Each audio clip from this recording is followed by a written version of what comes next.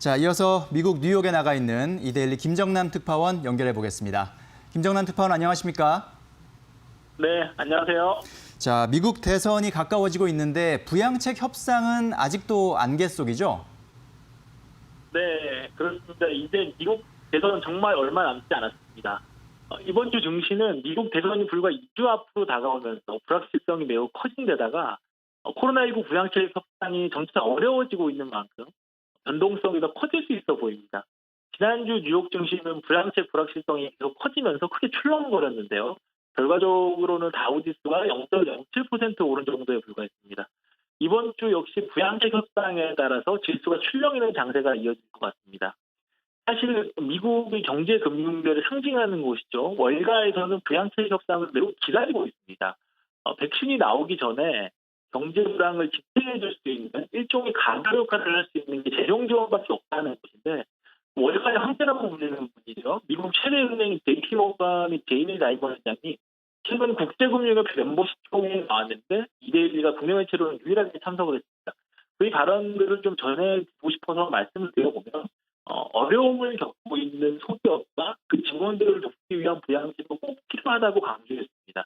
그 이유가 있는데 이거를 재정 지원을 해주는 그 자체로 경제가 나은 결과가 나오기가 장담하기 어렵지만 지원을 받은 소기업들이 살아날 수 있는 기회는 극대화할 수 있기 때문이라고 했습니다.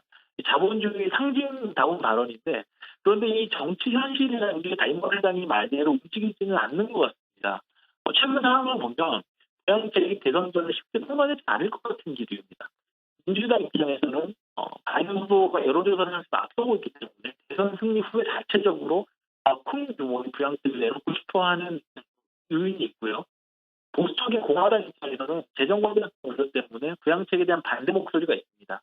대선을 코앞에 둔 트럼프 대통령만 요즘 마음이 급해진 모습인데 부양책 증액을 시사했고요.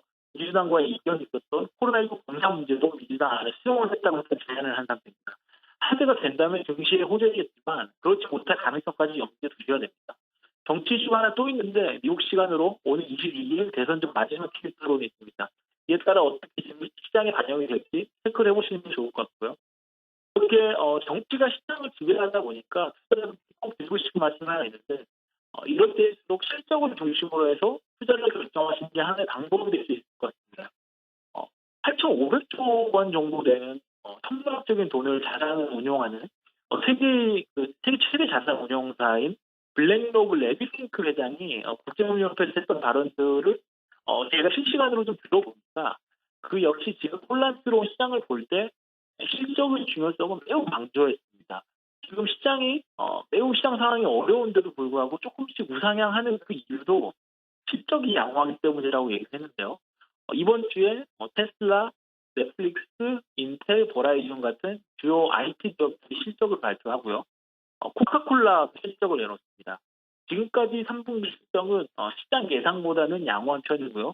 그래서 지난주 역시 증시 전반이 강보합세를 보였는데 이번 주도 실적에 따라서 증시가 움직일 가능성이 있기 때문에 잘 체크해 보셔야 될 것 같습니다. 오늘 21일에는 영상신제도가 경기평가 보고서인 베이징북을 내놓습니다. 연준이 지금 경기 상황을 보는 눈을 확인하실 수 있는 만큼 투자에 도움이 되실 것 같습니다. 지금까지는 뉴욕이었습니다. 네, 잘 들었습니다. 자, 미국의 그 추가 부양책 전 세계가 좀 지켜보고 있는데 아직까지 미국 대선을 눈앞에 두고 정치적인 문제로 정치적인 힘겨루기에 의해서 조금 협상이 쉽지 않은 그런 상황인 것 같습니다. 이런 때일수록 실적 시즌에 조금 더 집중하시는 것이 좋겠다라는 그런 전문가들의 의견 참고하셔야겠고요. 자, 이런 상황에서 우리는 오늘 장 또 어떻게 대응하면 좋을지 전문가의 조언을 들어보도록 하겠습니다. 유진투자증권 서울 WM센터 김영재 부장 전화 연결되어 있습니다. 부장님 안녕하십니까? 네, 안녕하십니까? 자, 국내에 영향을 줄 만한 글로벌 증시 주요 포인트부터 짚어주시죠. 네, 금요일 글로벌 증시는 코로나19 백신 조기 신청 및 경제 지표 개선 기대감으로 전반적으로 상승 마감했지만 미국 나스닥 지수는 소폭 하락 등 불안한 움직임이 완전히 해소되지는 못하는 모습을 보였습니다. 먼저 유럽 주요 증시는 1% 중반에서 2%까지 상승했는데 최근 낙폭 과대에 따른 기술적 반등도 있었지만 화이자가 개발 중인 코로나19 백신이 다음 달에 FDA에 긴급 사용 신청을 할 것이라는 소식에 투자 심리가 개선되었다고 볼 수 있습니다. 미국 증시는 특별히 부각되는 호재도 악재도 없는 모습으로서 다우지수는 0.39% 상승했지만 나스닥은 0.36% 하락하면서 혼조세를 기록했습니다. 이날 발표된 경제 지표는 전반적으로는 양호했는데 9월 소매 판매가 전월 대비 1.9% 증가해 8월 증가세보다 상승폭이 2배 이상 양호하게 나타났습니다. 소비자 심리 지표인 10월 미시간대 소비자 태도 지수 역시 81.2를 기록해 전월 대비는 물론 시장 예상치인 80.5를 넘는 양호한 수치가 나왔습니다. 반면 9월 산업 생산이 전월 대비 0.6% 감소하면서 시장 예상치인 0.5% 증가에 한참 못 미치는 모습이었습니다. 종목별로는 코로나19 백신 긴급 사용 승인 가능성으로 화이자 주가가 3.8% 급등하면서 최근 나타나고 있는 백신 임상 중단과 관련된 불안감을 다소 달랠 수 있었습니다. 그러나 대표 기술주인 애플이 1.4% 하락하고 아마존 역시도 2% 가까이 하락하는 등 기술주 하락은 여전히 증시 상승의 걸림돌로 작용하는 모습이었습니다.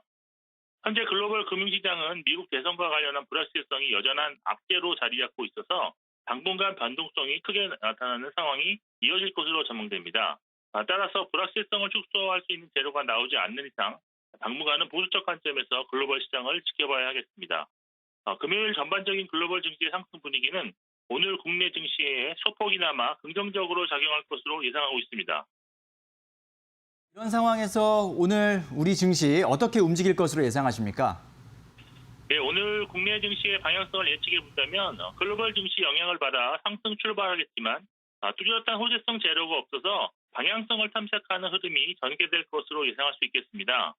그러나 단기적인 관점에서 본다면 추가적인 악재가 없고 지난주 4거래일 연속 하락해 단기 낙폭에 있다는 점에서 기술적 반등 가능성을 열어두시고 대응하시는 것이 좋을 것 같습니다. 반등이 있다고 해도 기술적 반등 이상을 기대하기는 어려운데 그 이유는 글로벌 코로나19 재확산이 계절적 요인일 경우 아직 초기일 가능성이 있고 그리고 미국 대선과 관련한 불확실성 역시 여전한 상황으로 지지율 격차가 다시 축소되는 모습도 있어서 더욱더 불확실성이 나타날 것으로 보이기 때문입니다. 국내 시장 역시 10월 하루 평균 거래 대금이 지난 금요일까지 22조 8천억 원을 기록해 지난달보다 무려 20% 감소했습니다. 그만큼 시장의 불확실성이 있어서 적극적인 주식 매매보다는 관망하는 투자자들이 크게 증가했다는 반등이라고 보입니다.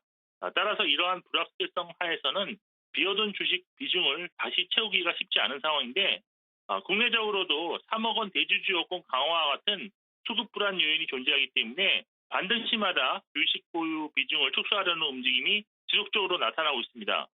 결국 현재 확보하신 현금으로 주식을 다시 매수하는 시기는 새로운 호재가 나오지 않는다는 전제하에 12월 중순이 가장 적절한 시기가 될 수 있을 것으로 보고 있습니다. 또한 내년 1월은 공매도 금지 기간 중 맞이하는 1월로서 1월 효과가 평년에 비해 상대적으로 크게 나타날 수 있을 것으로 보여서 내년 1월에는 수익률 극대화 전략이 가능할 것으로 볼 수 있습니다. 결론적으로 현재 보유한 주식은 내년 1월까지는 보유하시고 신규 매수는 12월에 하시는 것이 중기적 관점에서는 합리적인 전략이라고 보고 있습니다. 네, 오늘 말씀 잘 들었습니다. 감사합니다. 네, 감사합니다.